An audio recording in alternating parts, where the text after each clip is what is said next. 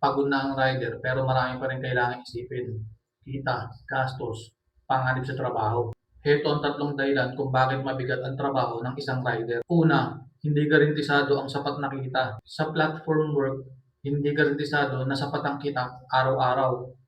Ayon sa Fair Work Philippines, kapag isinama ang gastos sa trabaho, maraming platform workers ang nahihirapang umabot sa basic minimum wage. Number two, may mga gastos na galing mismo sa rider. Kasama sa gastos ang gasolina, mobile data, maintenance, at pang-repair ng sasakyan. Ang ibang mga workers ay binabayaran pa ang sasakyan, kaya hindi dapat ikumpara ang gross na kita nito sa naiuwi nito. Number three, pagod at panganib sa daan. Mahahabang oras sa kalsada, exposure sa matitinding init, malalakas na ulan, baha, at iba pang road risk. Ito'y bahagi ng realidad ng maraming platform riders.